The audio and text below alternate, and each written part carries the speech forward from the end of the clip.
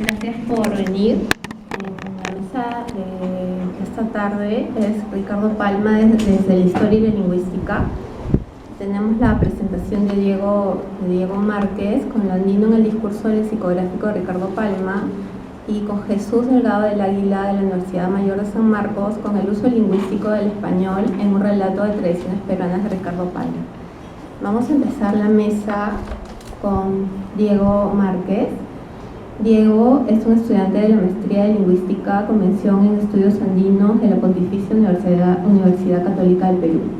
Sus intereses de investigación se centran en la historia de los contactos lingüísticos en el área andina. Es miembro del grupo de investigación Variación e Historia de la Lengua VAL de la universidad. Y el título de la ponencia de Diego es Lo andino en el discurso lexicográfico de Ricardo Palma. Comenzamos con Diego.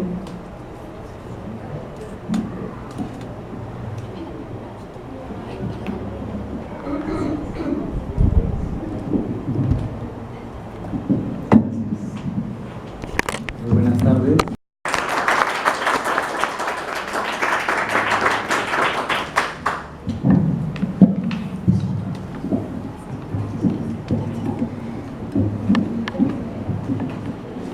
Gracias, Diego. La siguiente ponencia estará a cargo de Jesús Miguel Delgado del Águila con el uso lingüístico del español en un relato de tradiciones peruanas de Ricardo Palma. Jesús Miguel es candidato a doctor en literatura peruana y latinoamericana por la Universidad Mayor de San Marcos, además de ser investigador literario, con intereses en la narrativa y los ensayos de autores latinoamericanos como Mario Vargas Llosa, Gabriel García Márquez y Octavio Paz. Se ha desempeñado como docente de educación superior en universidades nacionales y ha trabajado como corrector de textos en editoriales. Cuenta con artículos publicados en revistas indexadas en Web of Science, Cielo y Scopus de Perú, Chile, Venezuela, Brasil, Colombia, México, Costa Rica, Estados Unidos, Italia y España. Ha sido ponente en la Universidad Nacional Federico Villarreal, Universidad Nacional Mayor de San Marcos y la Universidad Católica, la Casa de las Américas, España, Estados Unidos y Cuba. Con usted, Jesús Miguel Delgado. Muchas gracias por la presentación breve. Bien, más que nada quería aprovechar la oportunidad para reflexionar sobre el uso lingüístico de las tradiciones peruanas. Si bien es, digamos, frecuente, ¿no?, analizar en sus relatos o quizá en alguna obra específica de Palma, ¿no?, cómo se han ido adaptando estos neologismos o limeñismos que emplea Ricardo Palma. En esta oportunidad quería hacer un balance de cuál es la percepción que en el fondo tiene el lector, un lector común, ¿no?, un lector contemporáneo de Ricardo Palma. Y para eso quería hacer una pequeña introducción, pensando quizá en cómo se reconstruiría en este tiempo unas tradiciones peruanas, ¿sí?, cuáles serían las jergas o los limeñismos que estaríamos empleando. Y bueno, para esta oportunidad quizá pensaba en que tenemos un autor peruano, ¿no?, Mario Vargas Llosa, que en todas sus novelas aún conserva, ¿no?, mucho de este tipo de estilo, ¿no?, estilo lingüístico. Trata siempre de incluir las jergas que están al menos en boga. Incluso recurre a regionalismos, ¿no?, que son comprensibles en la selva mayormente, ¿no? No sé, retomo La Casa Verde, por ejemplo, o en este último libro que ha publicado, bueno, no tan último, El héroe discreto, ¿no? Se puede ver todavía la recurrencia del autor por el uso lingüístico. Entonces mi planteamiento era, al final es de utilidad, ¿no?, registrar estas marcas lingüísticas, este discurso un tanto regionalista, anacrónico, que ha empleado Palma. Hay un estudio que se publicó, claro, en el fondo de la Universidad Ricardo Palma en 2005, de Díaz Falconi, que se llama Cronología de las tradiciones peruanas. Una idea importante que retoma este autor es que durante la publicación de las tradiciones peruanas, el autor tuvo que muchas veces actualizar su discurso, ¿no? Si cada cierto tiempo añadía signos de puntuación, quitaba comillas, cambiaba los títulos, cambiaba de jergas. ¿Para qué? Para que el lector pudiera comprenderlo. Ahora, si recurrimos al texto de El Quijote, ¿sería útil actualizar el discurso para que sea comprensible al lector? Por ahí quizás se puede sacar una hipótesis, ¿no? Bueno, como el Quijote proviene de España, ¿no? Es un castellano universal, ¿no? Que se difunde en Latinoamérica, es necesario conservarlo como un discurso, digamos, emblemático del habla castellana. Pero ¿por qué existe eso entonces en el caso de las tradiciones peruanas? Sería tan bueno que un escritor se diferencie, se distinga con el tipo de léxico que se distribuye, que se habla en un tiempo determinado, o habría que ser quizá más amigable con el lector, ¿no? Un lector a futuro también, ¿no? Pienso, por ejemplo, quería poner como ejemplo en el caso del cine y la televisión, las traducciones que se hacen del castellano y las traducciones que se hacen para los países de Latinoamérica. Si nos damos cuenta, las jergas que se usan en el castellano son localismos, ¿no?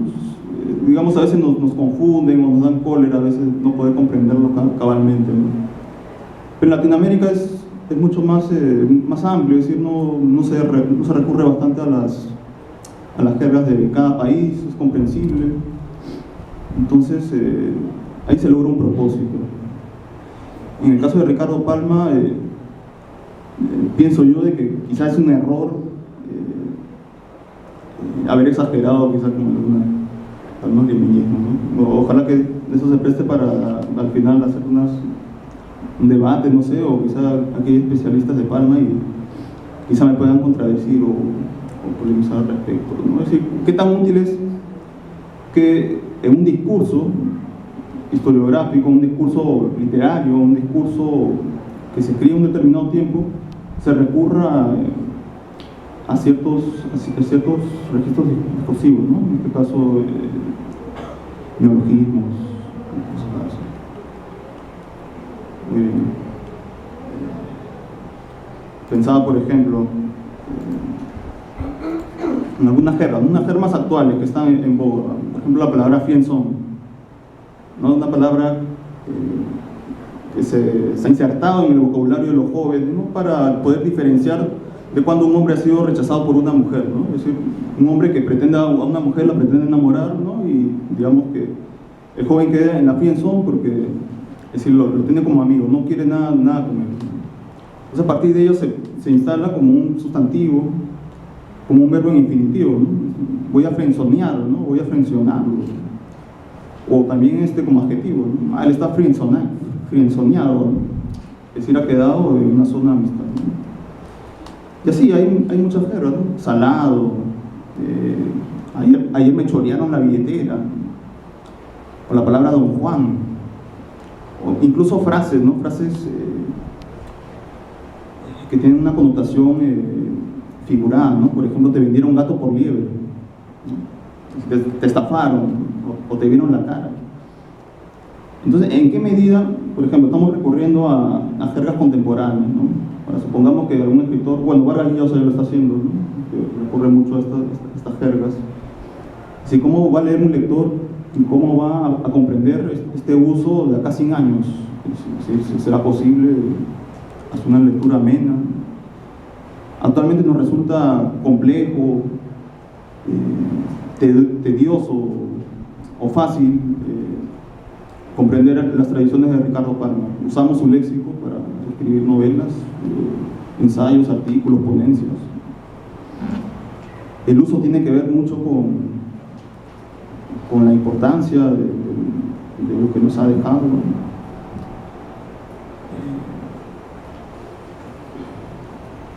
Muy bien, entonces Tomando en cuenta esa introducción, quisiera primero saber cuánto tiempo tengo para poder hacer lectura de algunos fragmentos de mi análisis. 15. Ya, bueno. Entonces voy a leer la propuesta de mi trabajo. Dice: la propuesta de este estudio es considerar el uso del español en el escritor Ricardo Palma, sobre la base del libro Las tradiciones peruanas, del cual se ha retomado el cuento El Nazareno. No, la selección de este cuento pudo haber sido otro cuento, pero me centré en El Nazareno. Debido a su variación y su amplitud en los niveles de estudio, campos histórico, léxico, sintáctico y morfológico, lo mismo que se abordarán relacionándolos con el lenguaje y siguiendo ese orden establecido. Por otro lado, al hacer referencia al campo histórico, se toma en cuenta el entorno social circundante al escritor. Por eso se mencionará detalladamente el movimiento romántico para algunos casos, como al aludir a su ideología, su contexto, sus influencias y sus representantes. Se tratará la composición del autor, la composición sobre la base del autor, y bueno, pondré algunos ejemplos, ¿no? Hay algo peculiar en el Perú, al igual que en Latinoamérica, de que muchos movimientos, no sé si se han dado cuenta de eso, muchos movimientos políticos, artísticos, llegan con mucho retraso y con poca originalidad aquí en el Perú, ¿no? Ahora último, por ejemplo, los movimientos feministas, ¿no? Que fueron muy imperantes al inicio del siglo XXI en Estados Unidos y en Europa, ¿no? En Europa, bueno, hace muchos años atrás, ¿no? Y que llegan ya con poca originalidad, incluso con confusiones, contradicciones a algunos países en específico de Latinoamérica, ¿no? Y bueno, lo mismo sucedió hace muchos años con el romanticismo, un movimiento cultural que llegó al Perú, ¿no? En una situación de posguerra, ¿no? En este caso estaba la Guerra del Pacífico, no había representantes distinguibles, ¿no? En la literatura del Perú, ¿no? Y había otra preocupación, la idea de poder reconstruir la nación a partir de la prosperidad económica, ¿no? También estaba por ahí el tema de la guerra con Chile. Entonces, Ricardo Palma adopta este movimiento, ¿no? Para poder incorporar la temática satírica, ¿no?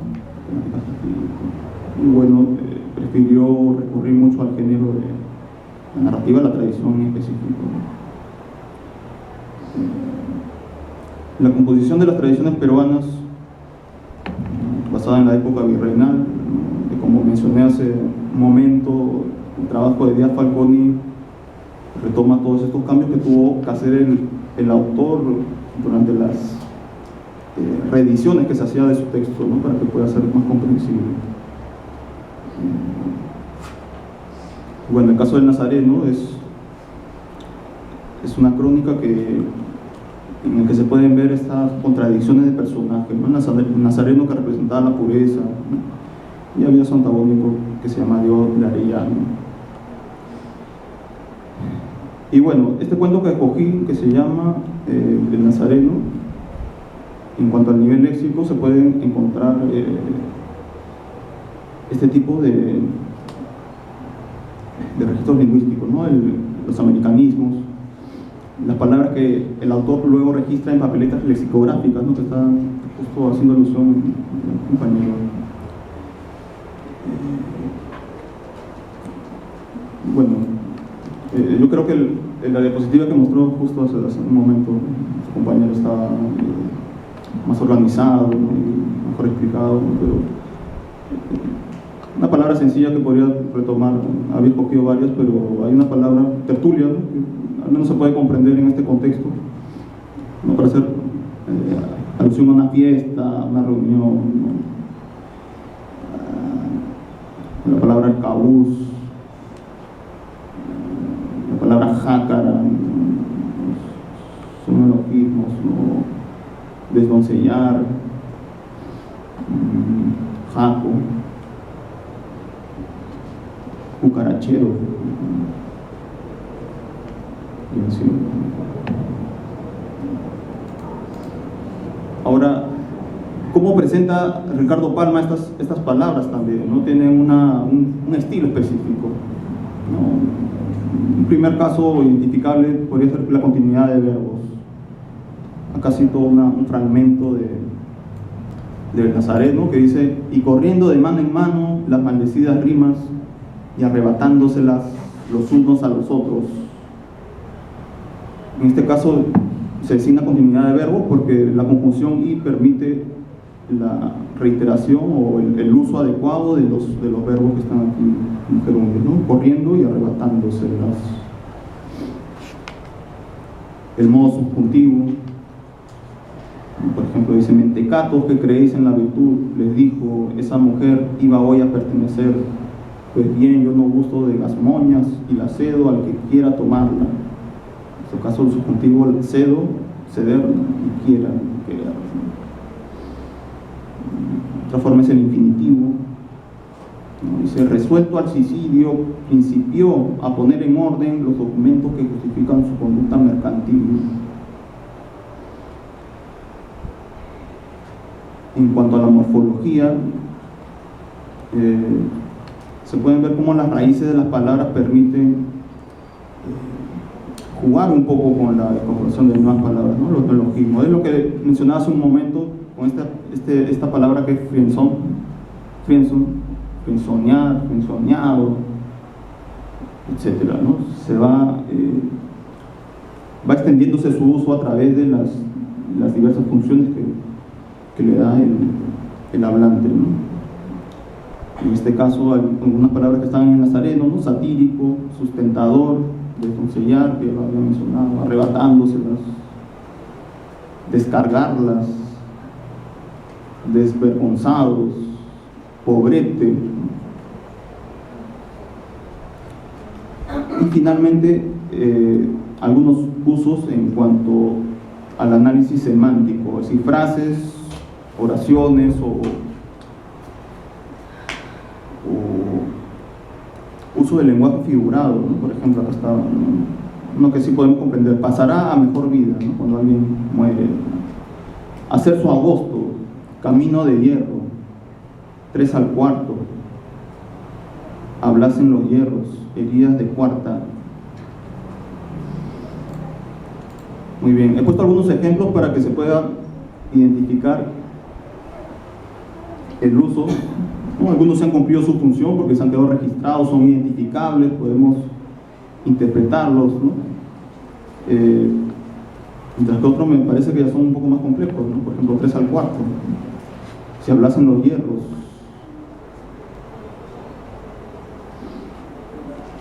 Entonces ahí quería traer, digamos, la reflexión o la conclusión o la hipótesis de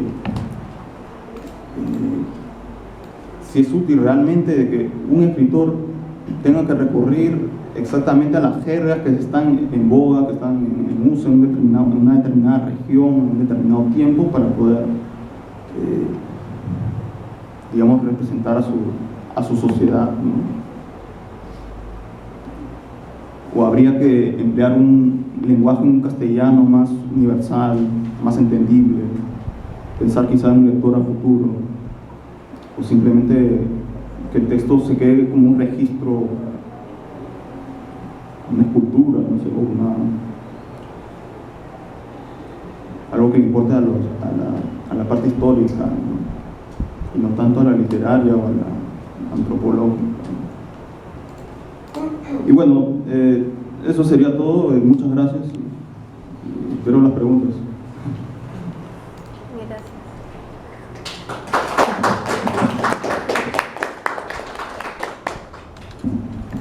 Gracias. Quisiera preguntar, empezar la ronda de preguntas. ¿Alguna duda sobre las exposiciones?